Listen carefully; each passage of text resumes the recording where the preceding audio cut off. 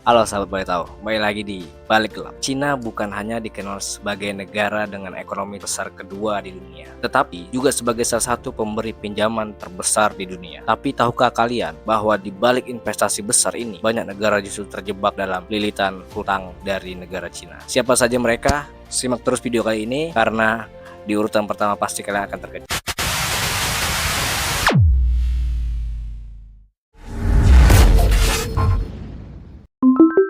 Di urutan kelima, ada negara Pakistan. Pakistan menjadi salah satu negara yang paling banyak menerima pinjaman dari negara Cina, terutama melalui proyek raksasa Belt and Road Initiative atau BRI. Dana miliaran dolar digunakan untuk membangun jalan raya, pelabuhan, dan jalur kereta api. Namun, proyek ini tidak serta meningkatkan perekonomian negara Pakistan. Meskipun infrastrukturnya telah berkembang pesat, beban hutang yang terus bertambah membuat negara ini semakin tertekan. Krisis ekonomi dan inflasi yang sangat tinggi perburuk keadaan. Bahkan, cadangan devisa negara Pakistan sempat anjlok sampai titik krisis, membuat mereka tergantung pada bailout dari IMF. Dengan situasi seperti ini, muncul kekhawatiran bahwa Pakistan semakin kehilangan kendali atas ekonominya dan bisa menjadi terlalu bergantung kepada negara China. Di urutan keempat, ada negara Angola. Angola merupakan salah satu negara di benua Afrika, yaitu negara dengan kekayaan minyak yang luar biasa. Negara ini juga tidak lepas dari hutangan pinjaman dari negara China. Awalnya, hutang digunakan untuk membangun infrastruktur dan memperbaiki sektor energi mereka. Namun, harga minyak dunia yang fluktuatif membuat Angola kesulitan membayar kembali hutangnya. Lebih dari 70% ekspor minyak Angola digunakan untuk membayar hutang ke negara Cina. Hal ini menyebabkan negara ini kekurangan dana untuk pengeluaran domestiknya. Infrastruktur yang dibangun pun tidak memberikan manfaat yang